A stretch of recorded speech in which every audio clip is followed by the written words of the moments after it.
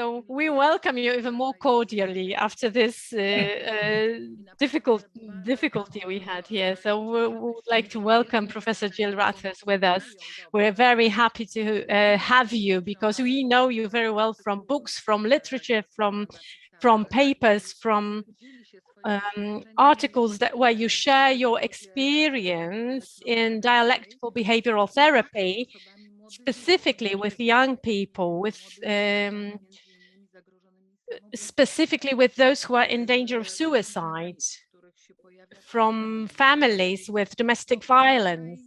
So these are extremely difficult situations, life situations that you deal with clinically. So thank you very much that you're here with us today. And we're very grateful for joining this project, where we want to support everybody to do our work better, the work of helping other people. So the floor is yours, Professor. Okay. Thank you very much for the introduction and for inviting me to be part of this really important series. I'll share my screen. And also thank you in advance for the translators so we can make this. Okay, can everyone see that okay? All right. All right, so I'm going to be talking today about DBT strategies for times of crisis. I'm definitely not going to be teaching DBT, the whole treatment. It's a really complex treatment that takes a lot of modalities and some time to learn. And I thought what would be most useful would be providing some practical strategies from DBT that people could use right now, given the situation. So Alec Miller and I adapted dialectical behavior therapy for adolescents so that high-risk youth with complex problems could receive compassionate and effective treatment, and also, whenever possible, that their distressed and overwhelmed families could receive help as well. In this time of crisis and despair, with a vicious war waged on the land and people of Ukraine and millions of refugees living in Poland, selected strategies from DBT can offer some ideas for clinicians to help their clients and perhaps even ground themselves. So what I love about DBT strategies is it only gives us so many tools to help our clients, but we can use them with ourselves as well to help us when we're going through difficult times. So today I'm going to describe the problem of emotional despair and dysregulation regarding Ukrainians living through war, as well as those who have become refugees. And you all know this firsthand. You know it better than I do because you're obviously living it. But I will discuss some relevant diagnoses and possible presentations or experiences and relevant approaches, mostly within DBT, but I'll discuss a little bit of treatment outside of DBT too. And I will describe very briefly DBT for adolescents.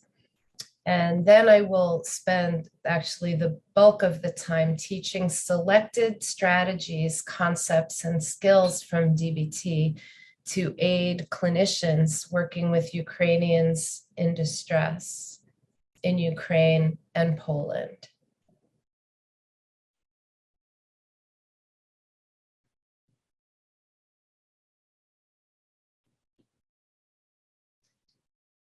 And so I want to be clear that DBT, we're just taking a dip into the sea today.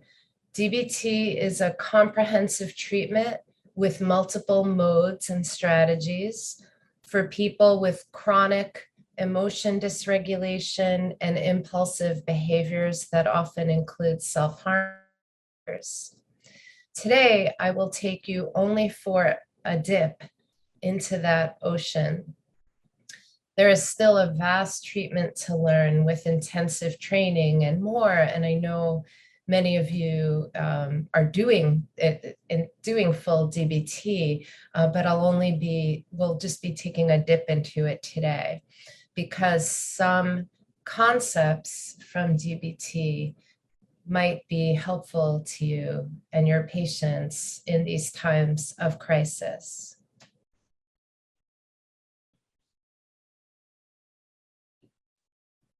And so first, I want to talk to you, the mental health treatment providers.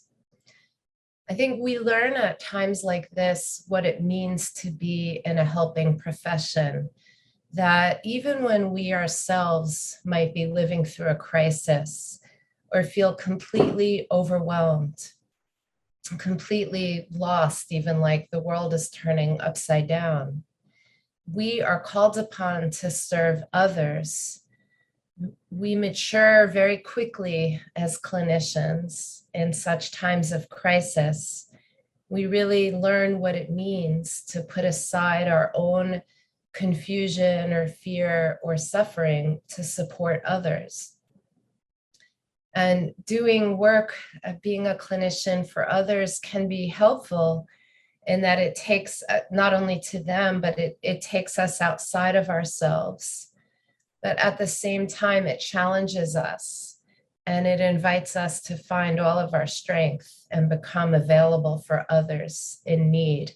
So I want to acknowledge that I know that this isn't just the people, patients that are different from you. Some of you are in Ukraine, many of you are in Poland, and you are directly affected by what's going on. And so I want to acknowledge that you're all going through things as well. And so there's a quote that I liked that I took, it's on 2 slides, that I took from the 10% Happier program about bearing witness to our own pain or others' pain. This is what bearing witness is: relaxing and settling down and learning to be in the present. When we're rushing around constantly, or when we're resistant to whatever is in front of us, we're not really doing good, even when we have the best of intentions.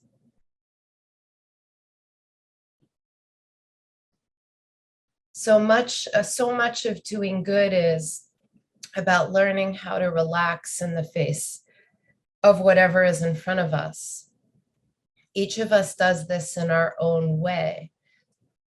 I wonder, how does it feel to bear witness to your own experience and not have to react in the same habitual way? How do you learn how to pause? Can you practice responding to your own reactivity in a non-habitual, present way? Life becomes alive when we are expansive, when we can expand only when we learn how to relax into our seat, into our feet on the floor, into our breath and belly. And from this place of relaxation, we can bear witness to anything. And I'd like to start us off with a brief mindfulness practice related to this idea that when we ourselves are relaxed and centered in our breath, in our belly, in our chair, our feet on the floor, we are in a better position to bear witness to our own emotional reactions and our clients' emotions too. So let's do a mindfulness practice together for just a short time, where I'd like you to actually notice your body in your chair, notice your feet on the floor, and take deep breaths And notice the breath as it goes in through your lungs, filling your belly and all the way out. And let's just do that, noticing the seat supporting us, our feet on the floor, and our breath going down to our stomachs. And notice our breath as it goes in and out. And we'll do that just for a short while together now.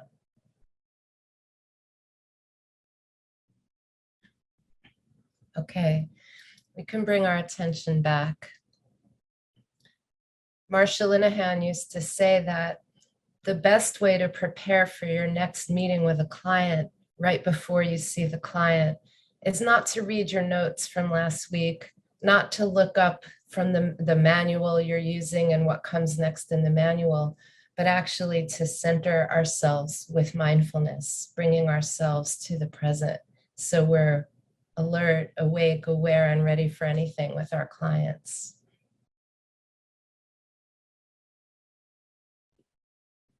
So now I'm going to just describe some of the problems with emotional dysregulation in people in Ukraine and among the refugees in Poland, which will lead into how select strategies from DBT can help.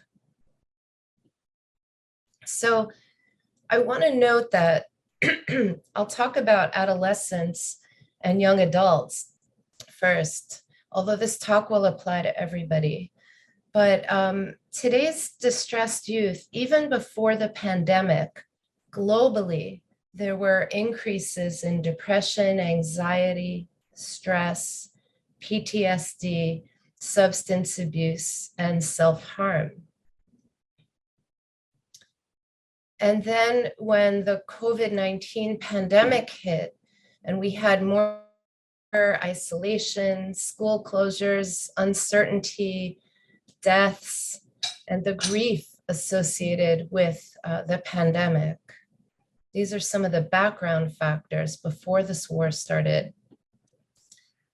And there were already rising mental health symptoms, and then the pandemic hit, and that already was a perfect storm of vulnerabilities to create a monumental rise in mental health symptoms in youth. And this was around the world. And Ukraine was no different from the global norms, carrying its own high burden of mental health issues with high rates of depression, alcohol use disorder, and suicide.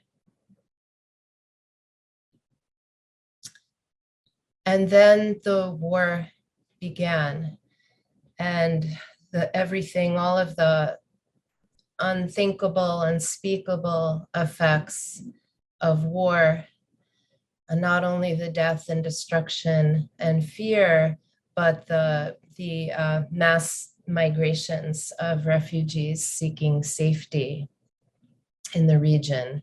So people were already not in good shape with their mental health, young people especially. And we know that when you have previous traumas and you already are not so stable with mental health, or there are past traumas that are still plaguing you, that additional traumas and stressors can make people even less resilient, and they do even worse. Now, obviously, war is enough to create all the mental health problems we can think of. But I want to add the fact that this was already, people were already vulnerable before this happened. There was a recent history where people were already struggling. And so I think two main diagnoses that you've probably been seeing in Ukrainian people related to war and related to refugee status that increase emotional vulnerability are post-traumatic stress disorder, which I think a lot of people have been talking about, but also prolonged grief or complicated grief.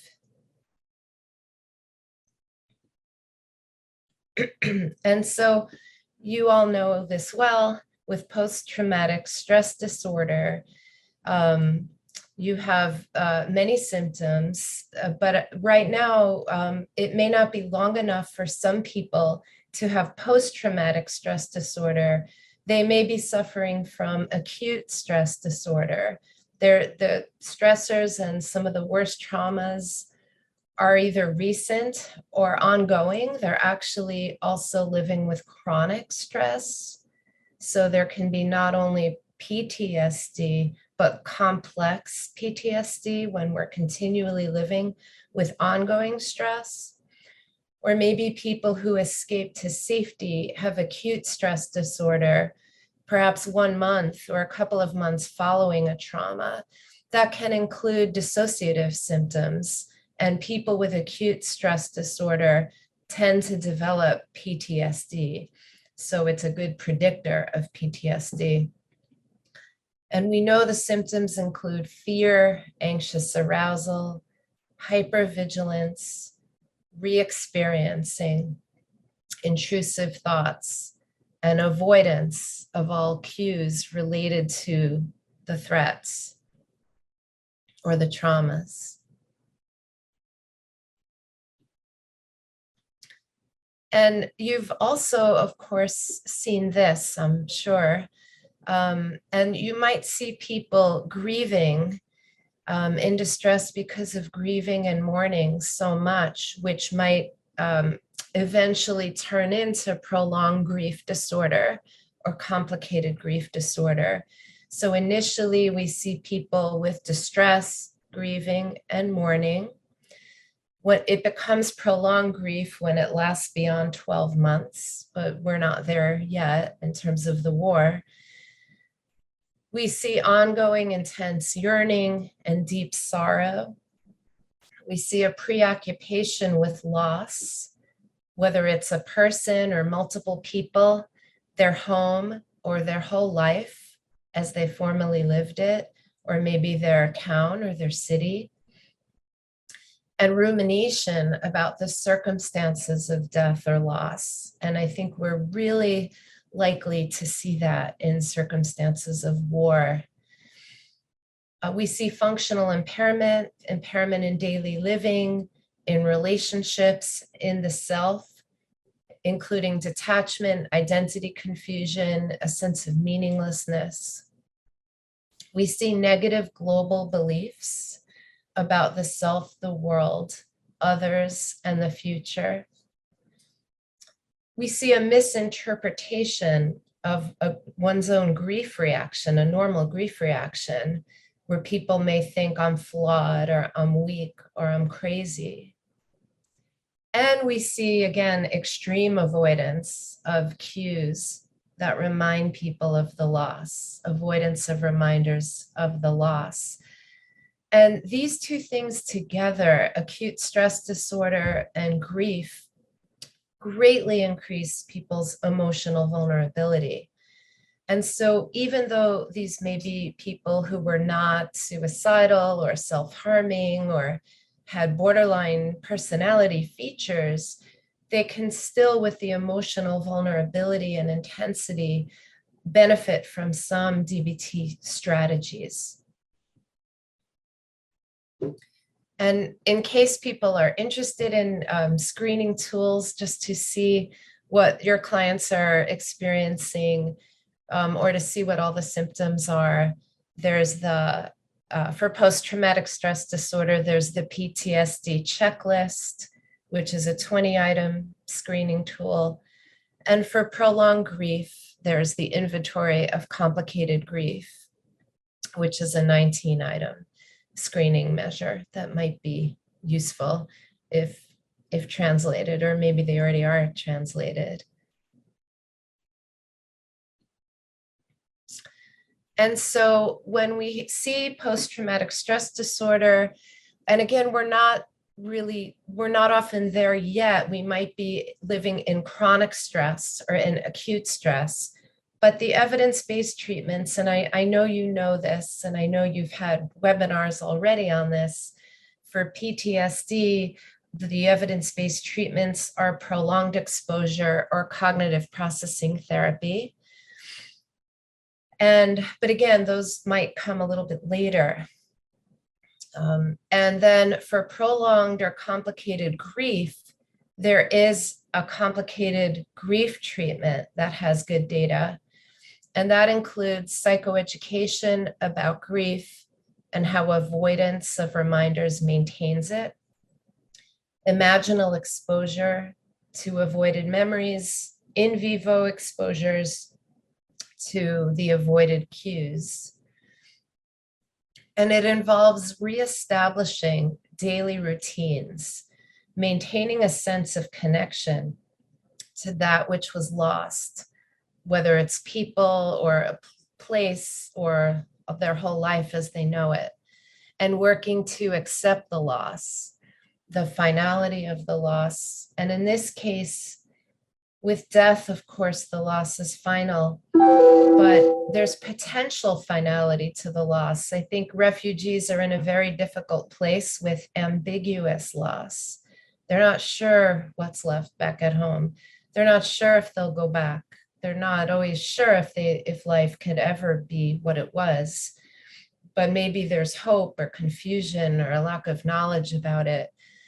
But they still at least have to accept the loss for now, even while maintaining maybe some hope or some connection. And so I think even elements of DBT that I'll talk about today involve small informal exposures and also can involve daily routines, maintaining connection, and working to accept what's changed. And then for prolonged grief, some people also add in cognitive processing therapy to address faulty beliefs and stuck points. But again, I think these exposure treatments are probably going to come later, and I'll be talking about things to do right now. And so over time, and once people are more settled and have their basic needs met. Right now, I know there's a scramble to get people food, to get people housing and shelter that's safe, clean, running water, just the most basic needs, medical treatment. So once people are more settled and have their basic needs met, we would ideally treat these individuals with exposure-based treatments like prolonged exposure, with imaginal and situational exposures, and perhaps cognitive processing therapy to target ruminations and faulty beliefs that maintain distress. But what can be done in the middle of the storm? And that's what I'll be speaking about.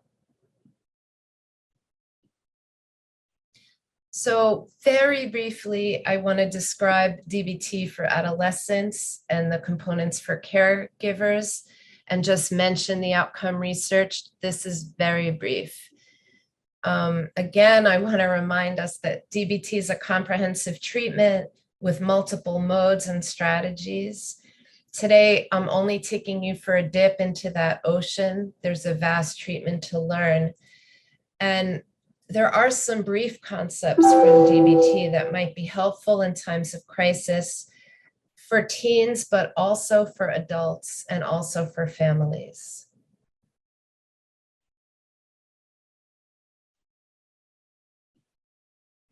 And so, as many of you know, the foundations of DBT involve a balance of change strategies and acceptance strategies. And the skills in DBT are also balanced with change-focused skills and acceptance-focused skills. And dialectics is the core principle that underlies these opposite goals of working on changing everything you can while also working to accept yourself, accept the moment, and accept the situation that you're in. And so dialectics is the idea that two opposing ideas can be true at the very same time. And I thought about some dialectics that apply to the current crisis, again, which are opposing ideas, which at the same time, and you might see these fluctuations with some of your clients. So one is remaining in the present moment, the importance of that, as I already said, versus effectively escaping from the present moment when we need to distract or the pain is too much to bear, when it's effective to escape the present moment, or even physically, literally run away in the present moment. So the dialectic of allowing emotion versus pushing it away effectively. Both can be effective, both can be important. The second one is acknowledging the tragedies that are occurring every day and finding gratitude. Gratitude for aid, gratitude for support, gratitude for Poland and other countries who have taken in refugees and provided so much. Gratitude for maybe a kind stranger who helped. Another one is adjusting to the reality of unsafe conditions, which is the reality for so many people, while also seeking safety. We have to do both. Also working to accept losses and maintaining a connection, a sense of connection to that which was lost. So how can we stay connected to a person, people, place, or way of life that was lost, while also working to accept these losses? And working to avoid versus working to avoid avoiding. So meaning there's something called adaptive avoidance, where when we're really not ready to face horrors or terrors, it can be really adaptive to distract and stay busy and avoid when we need to. And also there's maladaptive avoidance, where it's harming us and maintaining painful emotions. So we don't want to avoid too much. So there's that balance as well.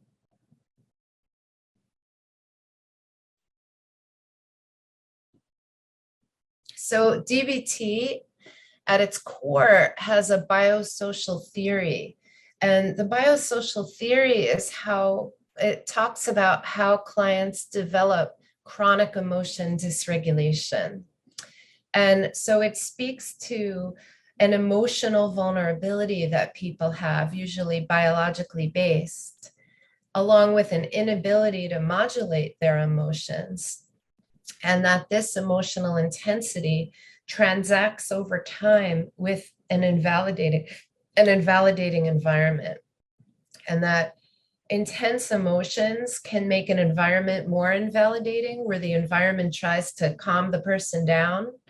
And then an invalidating environment can make an emotional person more emotional, where they say, you don't understand. I have good reason to be upset. I'm really upset. Don't you understand? And so over time, they can make each other more extreme.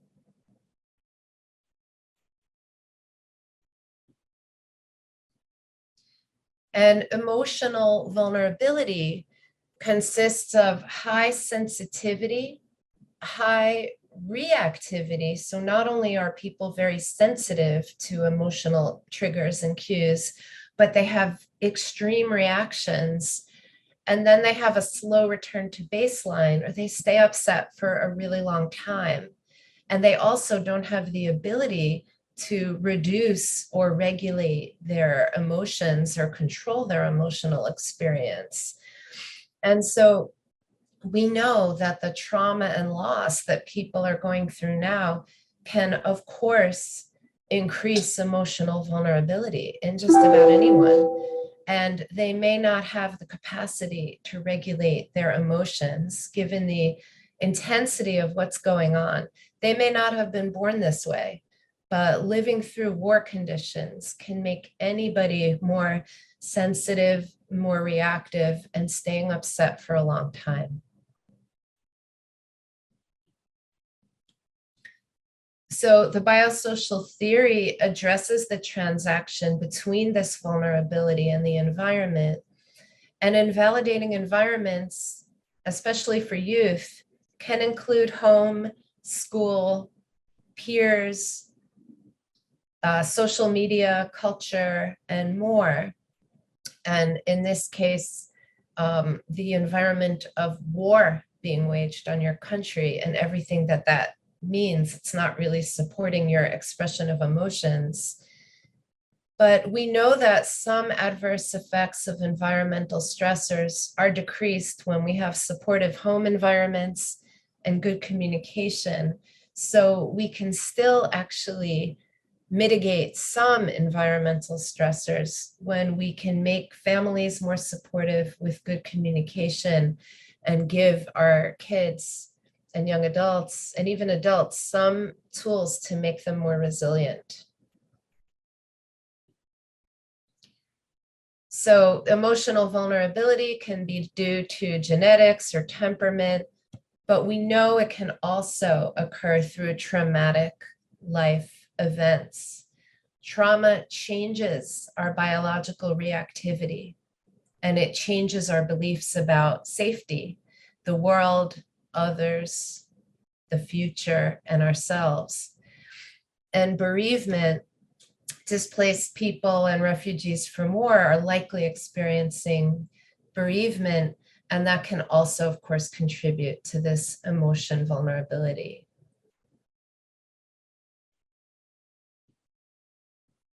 And the invalidating environment pervasively communicates that an individual's strong emotional reactions are wrong, inaccurate, have negative intentions, like attention seeking or manipulation to get people to do things, or are an overreaction. And the invalidating dismisses or punishes emotional reactions. And so actually, let me go back one. And so I'm going to be talking a little bit later about how to address both the emotion regulation side and also the side of the invalidating environment so that we increase capability to regulate emotion and people also increase their capability to be validating to others and to themselves. And that therapists remember to be validating because it really helps with emotion regulation. So just very, very brief superficial view of DBT. The standard outpatient DBT modes are individual therapy, skills training group to learn skills to regulate emotions, telephone coaching so that there's crisis coaching outside of session, and then a therapist consultation meeting that meets weekly to support the therapist doing stressful work. And I highly recommend clinicians, if you're not already part of a team, to form a team, if you can, of other therapists that meet weekly to discuss what's difficult about this work, because it's so important that we support ourselves in taking on this really tough work, which is more challenging than ever right now. For adolescent DBT, we changed the skills group to be a multi-family group. So adolescents and their parents attend skills group. We also have family sessions as part of the treatment and parent sessions as needed. So we have these added modes with adolescents. And I think in your work, doing some family sessions might be a nice idea just to see how everybody's interacting, what is the person's environment like. And also, if you are going to teach any skills to people you're working with, you might want to consider doing it in groups. Many of you are already doing DBT, I know. And you might want to consider having multiple families in group. When you do it virtually on the screen, you can get families that may be in different locations together and teach them skills, teach and practice skills together. So it's a nice model.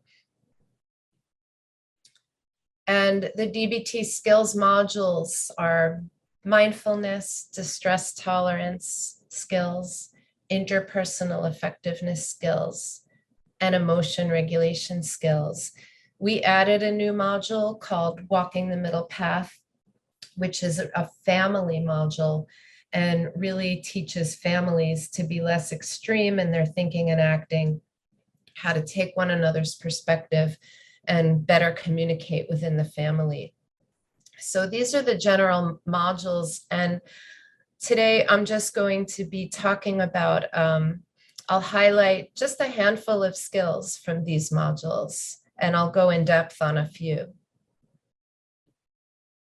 And the data on adolescent DBT, to summarize, is that now we know that there are 2 large-scale, adequately powered, randomized controlled trials with adherence ratings from 2 different research groups, indicating that DBT is an empirically supported treatment for self-harm behavior and suicidal ideation in high-risk adolescents. By the way, there's well over 36, there's 40 to 50 now randomized trials of DBT with adults. But we have 2 very good large-scale randomized trials with our model with adolescents. So it is now considered an evidence-based treatment for self-harm and suicidal thinking in adolescents. And in case you are seeing anybody where you suspect self-harm or suicidal thinking, a couple of screening tools you can use. One is the Columbia Suicide Severity Rating Scale. It's readily available online. Some of you maybe already use it. It's a brief screening tool that includes self-harm thoughts and actions. So even though it's very brief and easy, it covers a lot. So it's a great screening tool to use to see the risk level of your adolescent or young adult, or even adult. You can use this with adults too. And then of course, the Beck Depression Inventory is an important relevant measure right now, the BDI-2 with 21 items, and it has an item for suicide risk as well.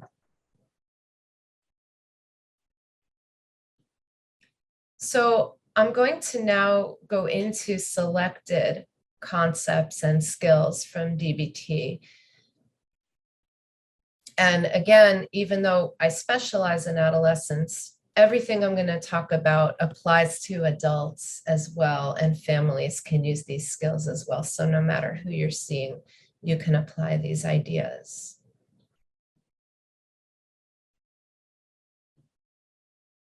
So before we even start DBT skills, we want to seek and establish safety. Obviously, that's what's on everybody's mind now. And the whole point of refugees is that people have fled so that they can be safe. They can be in the safe environment. And I know a lot of people have also left Eastern Ukraine and headed west to Western Ukraine, where there's more possibility for safety.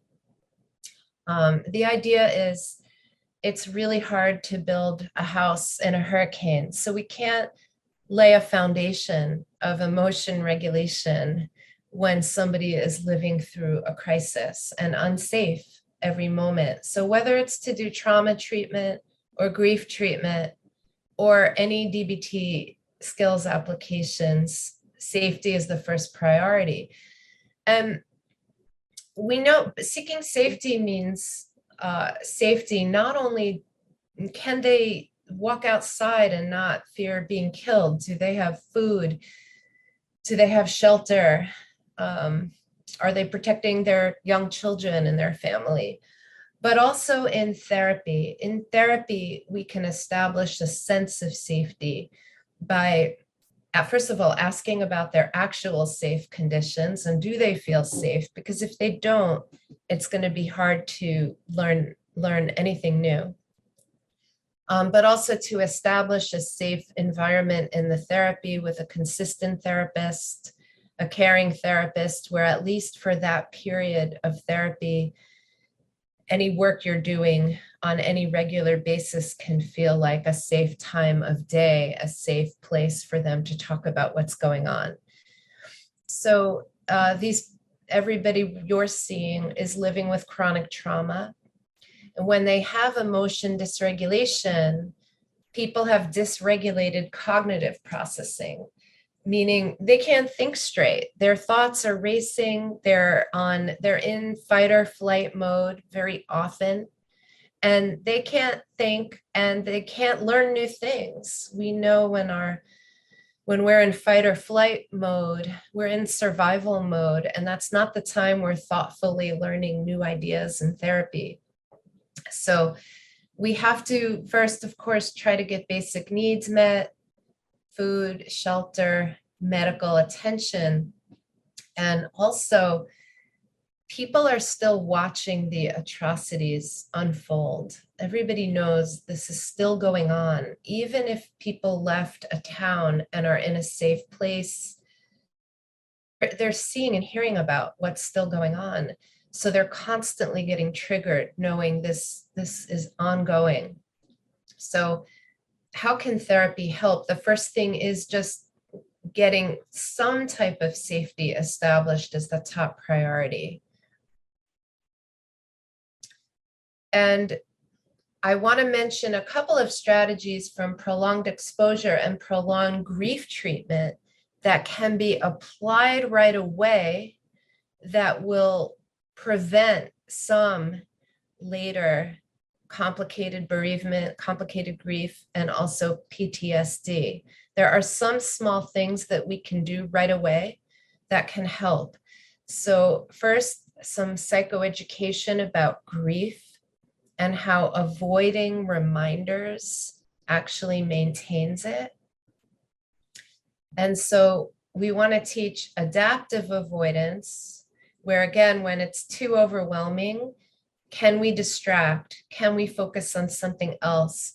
Can we find a cold shower and take it just to bring down our emotions? Can we avoid when we need to, but also sometimes block maladaptive avoidance? So allow small amounts of exposure in safe settings right now, meaning mindfulness of current emotions, starting to talk about one's fears, one's losses, one's longings, and even to tangible reminders.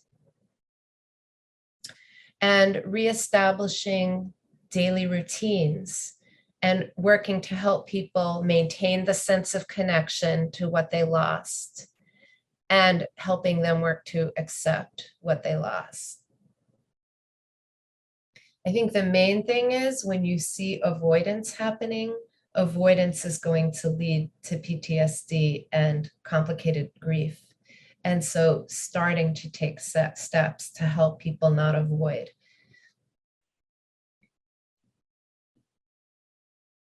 So again, DBT is founded on the balance of acceptance and change strategies, with dialectics being the underpinning theory.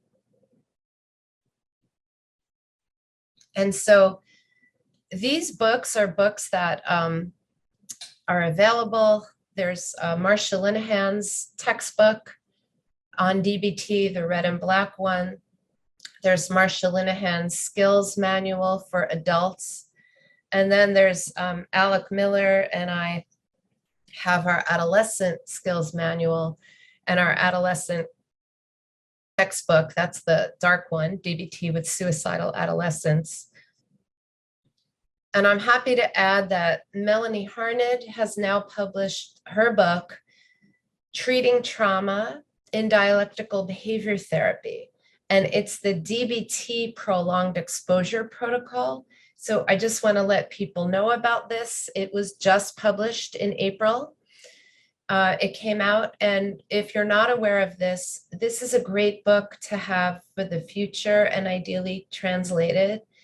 It's about people who have complex problems and suicidal behavior who also have trauma and how to treat trauma while doing DBT. So it's a wonderful and important resource that I want to make you aware of. So it's treating trauma in DBT. And the really exciting thing is Marsha Linehan's skills manual has been translated into Polish, not Ukrainian as far as I know, but so helpful for Polish practitioners, at least, that this book is in Polish. And I'm so happy to report that our book has been translated into Polish. And when I found out a couple of years ago that our book got translated into Polish, I never imagined that I would be talking to Polish practitioners using some of this for Ukrainian refugees in war. But I'm so happy that at least it is available in Polish. So every skill that I'll refer to today, at least the Polish speaking members of this group can read it right away and understand it in your language. And maybe worksheets, so you certainly have my permission to translate any of the worksheets into Ukrainian as needed, as can be helpful. And so now I'm going to start talking about the skills modules. So actually, I see the time, and I think that this might be a good time to take a short break. And when we come back from the break, I'll go over select skills from the DBT modules. Okay? Should I stop sharing or just leave it like this? I guess just leave it. Okay. So can we break for a few minutes now? Okay. Dzięki bardzo. Okay. Thank you. We'll be back in maybe 7 or 8 minutes. Okay. Thank you.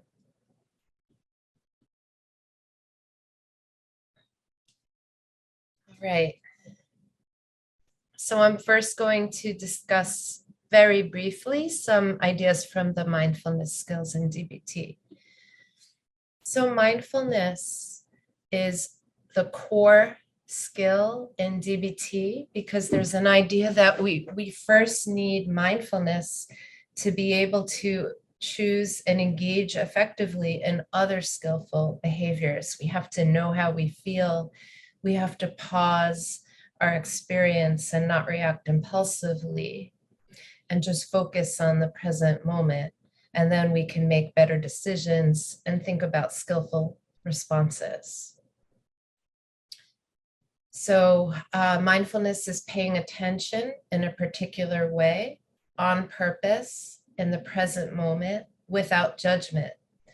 And it involves increasing awareness of our experience without controlling our experience. DBT talks about 3 states of mind we can be in: emotion mind, where everything we say and do is completely controlled by our emotions; reasonable mind, where everything we say and do is extremely logical and reasonable and based on just the facts without any emotional input. And then a nice overlapping part in the middle, the overlap between emotions and reasons, is called wise mind. And we want to try to get ourselves in wise mind as often as we can, because we're aware of our emotions, but we're also thinking about reason, outcomes, and consequences of our actions. It's normal through trauma to go from extreme emotion on the one hand to shutting down emotion completely on the other hand, and going on reason only and feeling numb or dissociated or purely logical and rational and even calculated to survive. So we're going to see people that are at the extremes of emotion mind, pure terror or grief, to reasonable mind, no emotion at all. And we want to help them access wise mind right now for decision making and feeling something and working toward their goals more effectively. And I think for us as clinicians, this is important when we're hard times, and especially also for our patients, to try to calm our nervous system every day through mindfulness practice. So some of the examples of what we can do in mindfulness are notice our breath, just this breath that we're on right now. If we're still alive, what we have with us all the time is our breath. We have it with us, whether we're in Ukraine or Poland, wherever we are, we have our breath. And the breath helps us anchor us. It helps anchor us to the present moment. And so one thing we can say to ourselves, a somewhat calming mindfulness that brings us back to the present, and let's practice that together right now for a few seconds, is in this moment, just one breath. So as you breathe in, say to yourself, just it in this moment. And as you breathe out, just one breath. So let's do that together for a few breaths, saying to yourselves as you breathe in this moment, and as you breathe out, just one breath.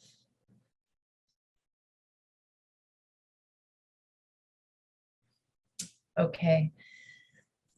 This mindfulness practice really brings back to just the moment. So it relieves some of the pressures of the world, the weight of the world.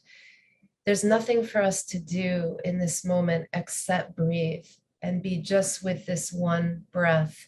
And if we notice our minds wandering and thoughts racing, we simply notice that and gently bring our attention back to just this moment, this one breath. Other things we can do is notice small, beautiful things. We may miss our beautiful homes. Our clients may miss their home and life as they knew it. But maybe there are small, beautiful things they can look at. Maybe the sky. Maybe there's one smiling face or somebody's warm eyes they can look at. One warm hug, one bite of food, one blanket or surface to sleep on. Notice one tree, one plant, one flower, one leaf. So taking the time to notice small things, really notice them and take them in, pay attention.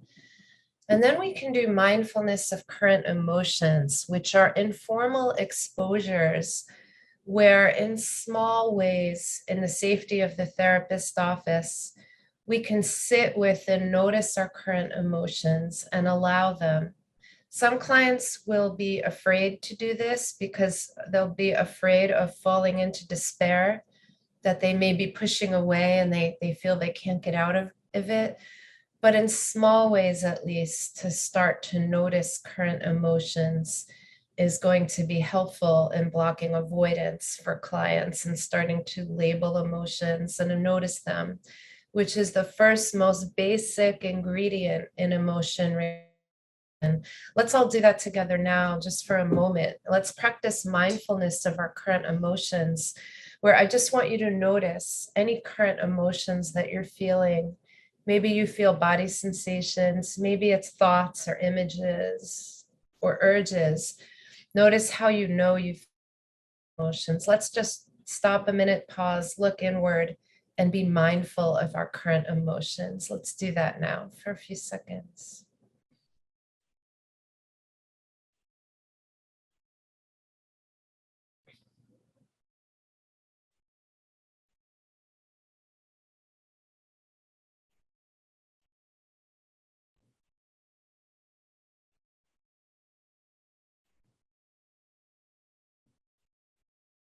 Okay, we would do this longer with clients.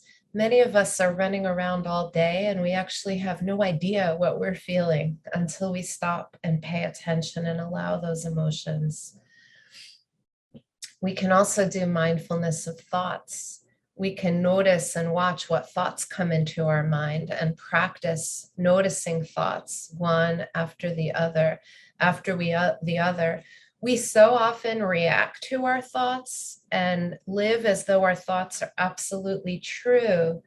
And with mindfulness of thoughts, we can separate from our thoughts somewhat and watch our thoughts from a distance. We can be up here watching and just watching our thoughts go by like trains on the track or like leaves running down a stream, and just notice what our thoughts are.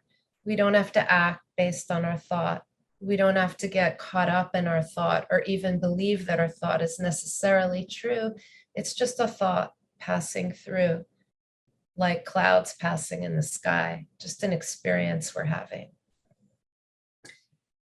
There's also self-compassion mindfulness practices, and I think that is a wonderful, useful thing that you can practice right away. And in a self-compassion or other compassion-focused mindfulness practice, we can practice sending compassion to others and sending compassion to ourselves. And so we ask our clients to think about people that they care about, maybe near to us, maybe far away, and contemplate that person. And while thinking about that person, think about that person. May you be well. May you be safe. May you be loved. And any other well wishes that you have for that person. We can even think about it for people that we know who've died in some sort of other place in our minds. May you be well, may you be safe, may you be loved. And we can think about that toward the people around us, maybe helpers who are helping us now. Our clients can think maybe of you, their therapists, may you be well, or their immediate family members, may you be safe, may you be loved. And then toward themselves, can they wish toward themselves while breathing mindfully? May you be well. May you be safe. May you feel loved. And that compassion, mindfulness is so useful, and it kind of changes our nervous system because it takes us out of some of the terror and the rage, the outrage, and just so many strong emotions, and gives us warmer, gentler, more loving emotions that fills us with that. Okay.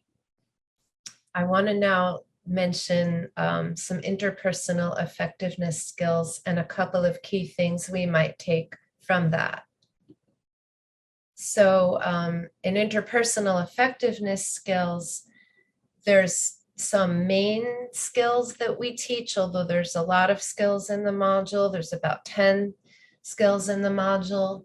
The main skills we teach are what's called the give skills, when our goal in an interaction is to keep a good relationship with the other person. Our dear man skills, which we're going to use, that's an acronym. It stands for 7 different skills, starting with those letters. We're going to use dear man skills when we want to be assertive and make a request of somebody else or say no assertively. And our fast skills, that's when the goal of our interaction is to keep our self-respect in an interaction. And so any of these might be relevant for your clients, and I don't have time to teach them all, except that when you're teaching interpersonal effectiveness skills, it's important that clients think, what is my goal in this interaction? And what their goal is going to inform which skills they use. So I want to talk about the give skills in particular. I think assertiveness can be relevant for your clients right now in getting the help and resources they need. And the fast skills for keeping their self-respect can be relevant too.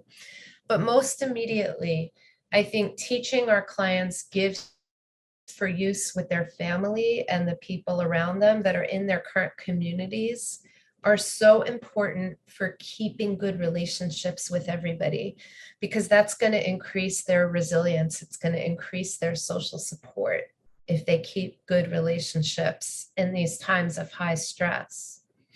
So give, in English anyway, the letters GIVE stand for be gentle. So be gentle, no attacks, no criticism, no raising your voice. Be gentle in how you're approaching somebody. Act interested. Give somebody your full mindful attention. Don't be talking to someone while also being on your phone, all distracted. But when you're with someone, really be with them and listen with all your attention. It goes a long way for the relationship and the connection. Validate the other person, letting them know that their feelings or emotions make sense. And use an easy manner. So instead of being crossed arms, harsh face, and talking to someone in a harsh way, if you sit down and relax your posture, relax your face, and use a light and easy manner, and you might say, instead of harshly, gently using an easy manner, say, hey, can we talk about something important right now? I'd really appreciate a few minutes to talk to you. Really helps go a long way for the relationship. It doesn't feel good to be on the receiving end of someone's harsh, angry, invalidating communication. So these skills are very important. And I want to talk in more depth about the skill of validation in particular. So we know in the biosocial theory that when people have strong, intense emotions, they often find themselves in an invalidating environment where everybody around, their emotions are exploding, and everybody in the environment is trying to settle them down and reduce those emotions. And so invalidation can occur a lot. It can occur in stressed out family members. It can occur in your communities, friends, kids doing it with other kids, parents to kids, kids to parents, and even well-meaning therapists sometimes can invalidate their client by saying, just calm down, that you're overreacting, just calm down, this isn't helping you, you've got to calm down. Even that can be an invalidation. So invalidation can be a well-intended effort to help someone calm down or feel better or cope better. And invalidation can take many different forms. Invalidation can look like reassurance. We'll be fine. There's no reason to worry. Well, tell that to somebody who has just escaped from the center of war or is living through it currently. So they have every reason to worry, every good reason to worry, but we may reassure them and tell them, don't worry. Invalidation can be strength emphasizing, trying to get them to build strength. Don't cry, they'll hear you. You have to stay strong and be tough. Don't show weakness. We can't afford that now. Just keep going on. So a lot of our clients might be hearing this from the people around them. And so it's important to realize that they might really feel invalidated and like they have to suppress all their emotions. And usually when people suppress all their emotions, they come out really extremely at other times, or they're completely numb and dissociated. Invalidation can also look like dismissing experience through comparisons. There's no reason to be sad. We got out. It's just a home. We are alive, right? So dismissing people's experience through comparing to what it could have been. And so the problem with invalidation is that invalidation makes emotionally dysregulated people more dysregulated. It makes emotions more intense. And so the solution is validation. And when we validate somebody by saying, of course you're upset, of course you're crying, of course you miss your home, of course you're worrying about everything, you have so much loss, of course you feel despair and hopeless. It makes so much sense. It makes so much sense that you don't feel like yourself. It makes so much sense that nothing feels like it has meaning anymore. It makes so much sense that you're longing for your home. Of course you are. Anybody in your situation would be. So validation is like a warm blanket or an embrace. It brings relief and it begins healing. And it helps people. So I want to mention this for a moment. Many people are afraid to validate because they think the other person's intense emotions will just grow and grow and grow.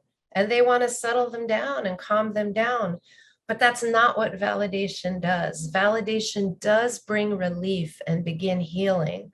So that's really important to teach to family members who may think they're helping their other family members by saying, calm down, we'll get through this. You should feel lucky.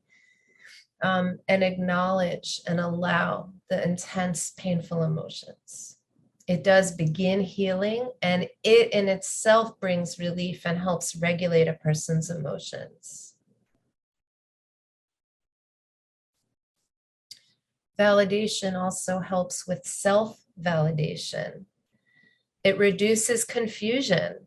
My emotions do make sense. It reduces loneliness. Someone understands. It increases connection. They get it. I want to keep talking. I want to be near this person. Right? So it increases resiliency factors.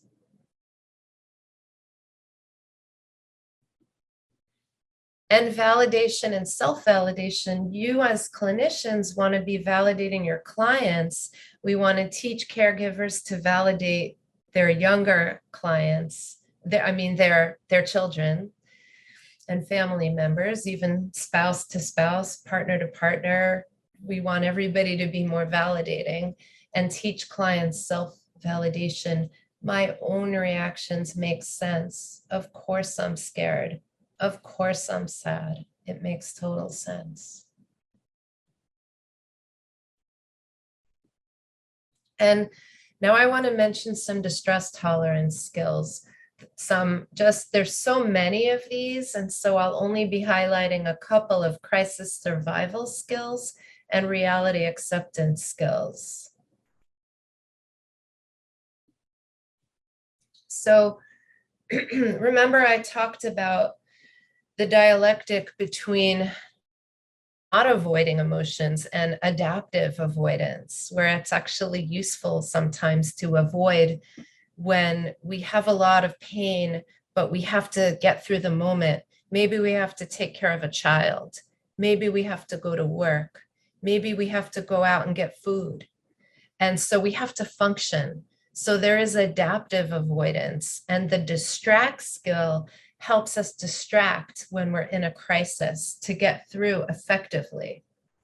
So with the distract skill, we have activities, which is doing something, anything. It could be taking a walk. It could be listening to music in your headphones.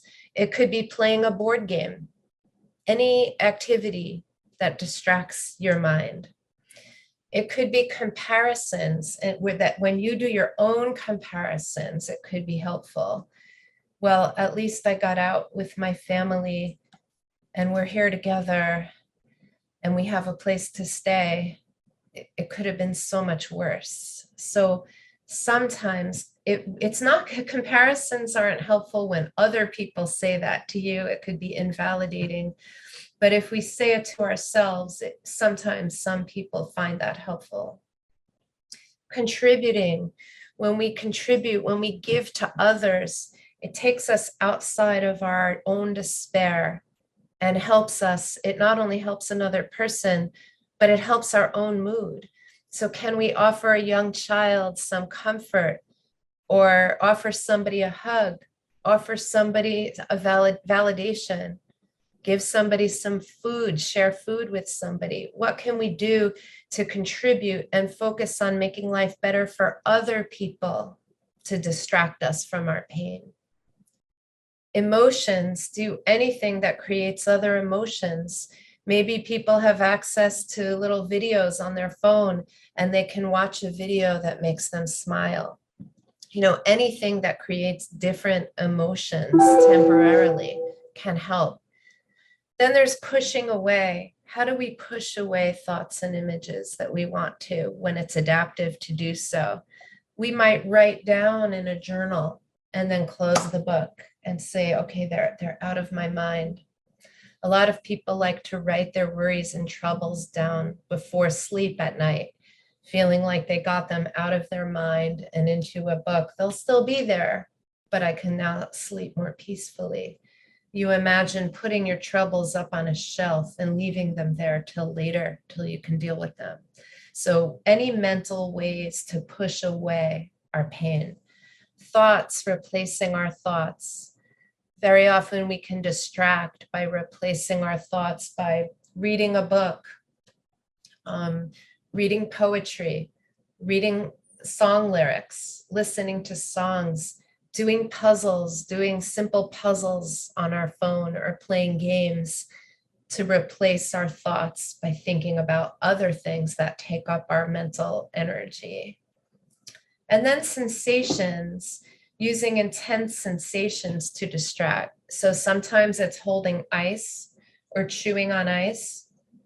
Sometimes it's, if we have access to water or a shower, going in the water, or even splashing some cold water on our face, or playing music really loudly. So we have the loud sounds of our music and headphones, just to have other sensations that distract us. So any of these can be useful in the moment. We also have distress tolerance, the crisis survival skill of self-soothing with all six senses. Six senses meaning vision, hearing, smell, taste, touch, and the sense of movement. The sense of movement. You know, walking or stretching or doing yoga or just rocking in any way, or riding a bicycle. The movement can be very soothing. Maybe there's a blanket or a sweater or a scarf that feels soft to the touch, or hugging a doll that we took with us, or a hug from a person, or really tasting some food that tastes good, or feeling the sunshine on our skin. Or maybe there's some lotion we have and just the sensation of rubbing a lotion on our arms that smells good too. So using our senses to soothe us can be very soothing and help us through the moment. There's also the skill improve the moment, which consists of all of these skills. Now, I know this is a lot of information. And again, I'm so glad our skills manual is translated into Polish. So you can refer to these and feel free to translate them into Ukrainian so that clients can use these strategies as well. We can distract by improving the moment with imagery. So maybe some people are comforted by imagining themselves in a safe place. Some people might imagine themselves back at home, and it might give some people comfort. Some people might imagine a future when the war is over and things are calm and safe again. So some people are comforted by imagery. Some people can use the M and improve is meaning making. What meaning can we take from this? There is no meaning in a war, right? There is no meaning in a senseless war. But what little ways can I find meaning? I see how strong I am. I see how loving my family is and how we've come together. I see how the Polish people that have taken me in are being such kind and generous neighbors. How can people extend themselves so much? There's so much good in people. So finding ways of making meaning in the pain and the crisis. The next one is prayer. And prayer can be praying to God for people who are religious, but it can take different forms. It might look like writing in a journal, or music, or singing, or going through rituals or traditions from your culture that bring you some comfort. There's one thing in the moment, like mindfulness practice, like if you're walking, only walk, notice the sensation of walking, don't think so much. Or if you're washing clothes, just wash the clothes and notice the sensations. Or breathing in this moment, just one breath, doing only one thing at a time to take ourselves out of the past and out of the future where all our distress lies. Just bring ourselves back to just this one moment, doing one thing. Taking a brief vacation. What we mean by this here in this skill, a brief vacation, is if you're dealing with so much stress and pain and a crisis, a brief vacation might be just taking a walk outside by yourself and looking at the sky. It might mean finding a cup of coffee and just sitting quietly alone and drinking a cup of coffee. A brief break from the stress and the pain, something that refuels you and your clients. The last one is words of encouragement. What would we say to a good friend? And can we teach our clients to say that to themselves? You're doing a great job. We have to say this to ourselves, words of encouragement. This is really hard, but we're strong. We can get through this. We will get through this. We will survive this. We will keep working to stay strong. Whatever words of encouragement, you help your client find the words that they believe that they can repeat to themselves. And then the tip skill is for really intense emotions. When you're fully in emotion mind, the tip skill in distress tolerance involves tipping your body temperature, usually with cold temperature, usually by taking some ice or dipping your face in cold water or splashing some icy cold water on your face, lowers your arousal. Intense exercise, can someone go running, run in place, do jumping jacks or sit-ups or push-ups, running up and down stairs. Some intense exercise for a few minutes when we then stop and recover, when our body recovers from the exercise. It lowers our arousal and it calms our mind in the recovery from intense exercise. Paced breathing, when we slow down our breathing a great deal and make our exhale longer than our inhale. Breathe in and then breathe out for a very long, slow time. It decreases arousal. And then practicing, that should be progressive muscle relaxation, tensing and relaxing all the muscle groups in our body. And there's a script for that in the manual, and there's lots of progressive muscle relaxation scripts available. And then reality acceptance skills. It's the second part of distress tolerance. Reality acceptance is the idea that there's different ways to respond in a crisis. If we can solve the problem or feel okay about the problem, then we should do that. But obviously, in this situation, an unjust, unprovoked war and fleeing as refugees, we can't feel good about that, and we can't solve that ourselves. No individual can just solve that problem. And so when you can't solve the problem or feel good about it, you can either, you can work to accept the problem. If we don't work to accept the problem and our life as it is right now deeply, the problem is we stay more miserable and can even make our situation worse.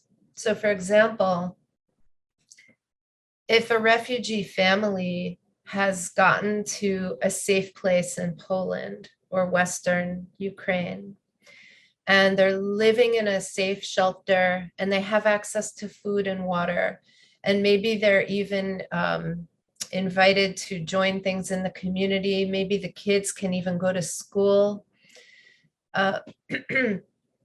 And there are ways that they can start to live their lives. We don't know yet whether it's temporary or permanent, but they can live their lives for right now. But if we're not accepting the current reality, somebody might be consumed with bitterness and rage or despair and just stay alone in their room. And they may not eat and they may not talk to anybody. And if it's an adolescent, they may not be willing to go to school that's offered to them. Maybe other people are inviting them to come join them so they're not alone, but they're staying alone. These are, or they develop substance use problems and start drinking alcohol every day to cope, right? There are ways that we can make our situation more miserable even, and even worse than it is. So the idea of acceptance is we're accepting deeply the pain, the suffering, and the crisis that we're in, but we don't want to make it worse or add misery and suffering. So we have to turn the mind toward accepting, and we have to practice willingness over willfulness, meaning we have to be willing, make a willing choice to turn non-acceptance and bitterness and feelings like this can't be happening, this isn't happening to us, this can't be, it can't be, why me, why us, into willingness to accept the truth and rise to the occasion. And so one of the ways we practice this is by breathing mindfully while we consider the reality of our situation. And it's helpful to relax our whole face and relax our mouth and open our palms and open our hands and turn them upward. We call that willing hands. And so while we're relaxed and while our hands are turned upwards and we're breathing, we contemplate what's difficult to accept. So let's all try that and practice that for a moment. Open your hands and palms. You can rest them on your lap and relax your face and body and breathe and think about some of the things that are really hard to accept right now while we're breathing, while our hands are open and while our face is relaxed. We can have images and thoughts about what's so difficult to accept, and accept it with our breath and our body, again, by breathing and relaxing into the moment.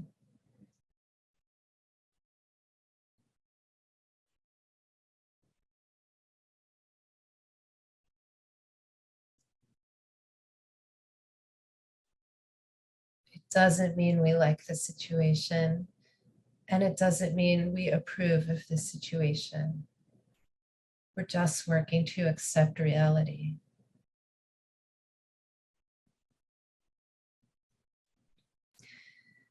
And one way to practice acceptance is to ask, what would our behavior look like if we were accepting? Maybe it would mean arranging a new space that we're staying in, unpacking and setting it up. Maybe it would mean caring for others. Maybe it would be allowing other people into our lives instead of isolating. Maybe it would mean eating and staying healthy instead of using substances to cope. Maybe it would mean living fully in the moment rather than a feeling like our life has stopped or our life is on hold. So we can ask our clients what acceptance would look like for them.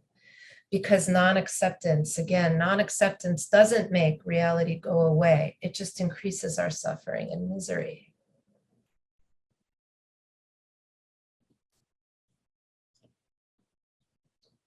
For emotion regulation skills, one of the first things we can do with clients is have them observe and describe emotions and label emotions, because again, that's a key ingredient in regulating emotions. We have to notice our emotions.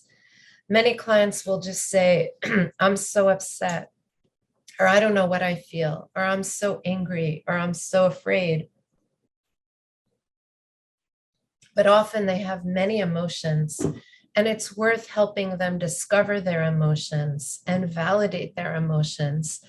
And by the way, you as the providers might be feeling some of these emotions as well. And I think it's important in times of crisis that we as mental health professionals acknowledge our own emotions, because it helps us regulate them and be empathic and validating to our clients. So our clients may be feeling, or we may be feeling, sadness, fear, worry, and terror, confusion, helplessness, loneliness, or we may be stifled by too much contact with other people, anger, guilt and grief. We can also allow for some positive emotions. Some of our clients might feel moments of relief, gratitude, motivated, touched, and love, and other positive emotions. It's okay for them to observe and express those as well. We have our please skills to reduce emotional vulnerability. Now, our please skills are about taking care of our physical health and our bodies and things like eating and sleep and exercise to reduce emotional vulnerability. Now, when war is hitting and bombs are falling and destroying homes and families are fleeing their homes, how can we think about exercise? How can we think about balanced meals? How can people get a good night's sleep? I think it's very difficult, very, very difficult. But still, when people are settled somewhere, even if it's temporary, as refugees or they've moved to another location, the more people can treat their physical illness or injuries. The L, for adolescents, we've now made the L limit screen time, because endless time on screens and watching the news and watching the terrible things that happen can make us feel even worse. Eating well and eating in a balanced way, paying attention to what we're eating if we have any choice about it. If we do, we're lucky. Avoid mood-altering substances, because ultimately they make us feel worse and create more problems like addiction. Sleep, if we can, pay attention to sleep and prioritize sleep, and see if we can get some exercise, even if it's just going for a walk or some simple exercises at home, because all of these help us regulate emotions and help us be less emotionally vulnerable. So we want to acknowledge the extreme difficulty of this and also do what we can to achieve even some of this. Also, functions of emotions. In the emotion regulation module, we talk about and teach the functions of emotions. This is important to do with clients in distress and despair. It makes sense that our emotions now are on overdrive, or we're hyper alert, because they protect us. Even when we're out of immediate danger, Our emotions stay on hyper alert because they function to protect us. Emotions communicate to ourselves and others. They mobilize us for action, and all of our Ukrainian clients have needed to have their emotions activated so that they can be mobilized, like when you're fleeing or running for your life, or planning what to do to protect your family. Even sadness is functional. Sadness helps us retreat and conserve energy and reflect on our losses, as we may have to start rebuilding our whole lives. Sadness and depression and isolation and retreating in a low energy period actually helps us do that. And we teach the model of emotions with all different parts of emotions. So emotions, thoughts, behaviors, urges, body sensations. So we teach people that emotions have many different parts, and changing any one of those parts can help us regulate the emotion. And so I don't want to overwhelm you with more DBT skills. I want to just move to some recommendations and conclusions. So recommendations for this time of crisis in your region is building access to effective treatments. And I know that this webinar series that you all have put together, and with the help of Bob Leahy, is doing exactly that. It's helping train people in evidence-based treatments so they can use them with a population that's really going to need them now and in the future. Increase and continue with trainings in person and online. There's pre-recorded trainings, like we have a DBT for adolescent skills training through PsychWire, but it's in English, but maybe with some translation. You can use those remote live trainings like this, and starting learning communities with readings that you're doing together or meeting together, and increasing your clients' knowledge of DBT and other evidence-based treatments. And I encourage you, if you're not yet trained in DBT, you can start really, really small, like with using some skills only, a skills group, or teaching skills one-on-one to your patient or family. And you can start even smaller than that, just teaching mindfulness and some distress tolerance skills, for example, I think can be very useful in helping people. In distress tolerance skills, half the skills are actually called crisis survival skills. They're meant for surviving a crisis. So even starting with mindfulness and the crisis survival skills can be helpful. And for people who are in school, if kids are going to school in areas of Ukraine and in Poland, and I don't know how much that's happening, but we know that school connectedness reduces hopelessness and suicidal thinking in kids. And so in schools, that's a place to increase connection and reach out to refugees and kids who've been affected by war, and really build connections to help them connect to school, because school connectedness it really builds resiliency. And other things that contribute to resiliency, as you probably know, include having even one caring, invested person in the kid's life. So we can increase DBT trained practitioners, and I would also recommend eventually seeking training in DBT prolonged exposure with Melanie Harned, DBT for clients who have trauma and PTSD, who also maybe are suicidal, self-harming, and need DBT. And I want to mention caring for yourselves as clinicians. We are frontline mental health responders, and we're called on to treat even when we are going through stressors and losses because of this war, ourselves, or yourselves, I should say. And so allow yourself brief breaks from the work. There's a tendency to overdo it and take on so much, but allow little breaks build supportive communities and teams, use your own social support networks. See, maybe you yourself can use treatment or some support, and you can also use DBT skills to support and nourish yourself. And I know most DBT practitioners say we couldn't even get by with all those stresses in life without using these DBT strategies on ourselves. And some hope I want to offer, and making lemonade out of lemons. I read that in Ukraine, mental health treatment was stigmatized and not always widely encouraged.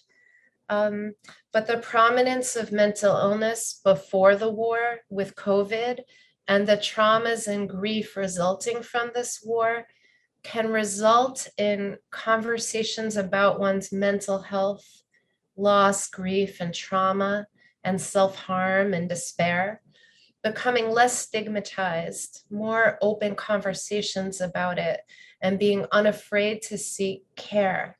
We have crisis strategies for now and trauma treatments and grief treatments for later that we can offer. And resiliency, we know it involves connections to even one caring adult, one family member, one aid worker, or one person who opens their home, or one teacher, or maybe one therapist can really enhance a person's resiliency. It takes one caring, involved person to help with resiliency. And so this is, I want to end with this quote. This was a Ukrainian refugee in Poland. And I want to read her quote, the quote from her journal. Her name was Svetlana. One day, on the 45th day of the war, I decided that my home is where I am. Moving to another place with one small bag during the war at home breaks the heart of every Ukrainian faced with this. You cannot be sure you will return, that you have a place to go back, and that you will see your loved ones again. So one day, on the 45th day of the war, I decided that my home is where I am, not my apartment, not my beautiful streets in my city. My home is me. That thought helps me not to cry every day when I miss my homeland. And that thought helps me to calm down a little and go on with my life. I have no expectations, but I am sure that Ukraine will win. But being strong is my mission, and continuing to live without any expectations, here and now, just the present moment, right? Radical acceptance, here and now, is what I need right now. Just to live, just to breathe, just to believe. My home is me, and no one will take me away from it.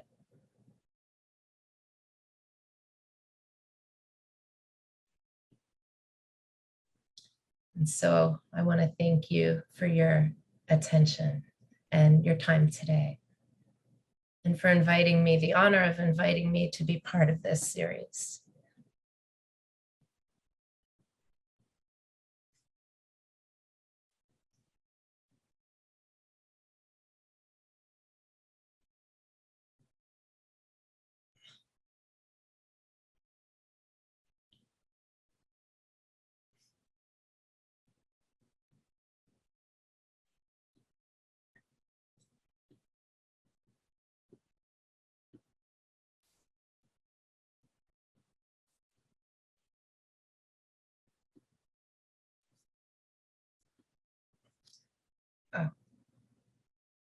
I just want to say it's not being translated, what you're saying. If you are... The microphone was off. That's why it was not translated. Oh, this sorry. is what I realized. Sorry. I saw you talking, but I didn't hear it. I'm sorry.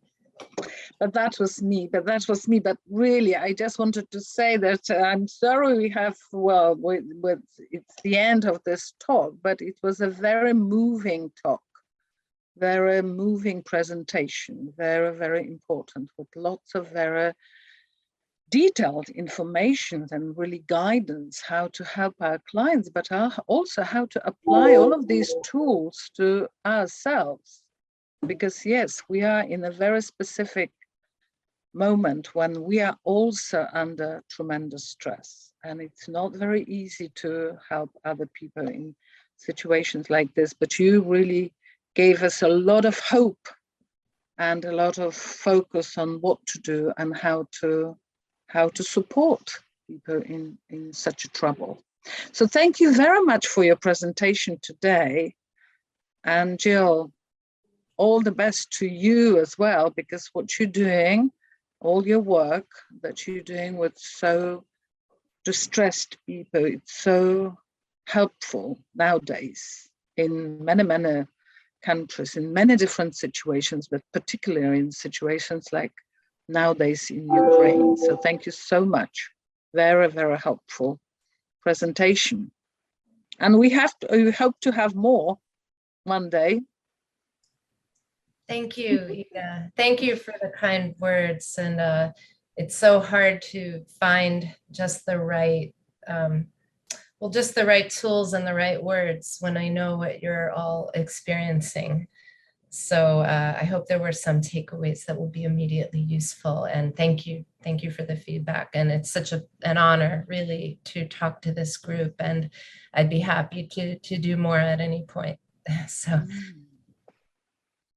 Thank you so much. I can only see the feedback we're receiving here from both Polish, but most of all Ukrainian colleagues. And this is really very, very important, because they're saying that it's really very, very helpful for their work and their future, facing all of these difficult situations.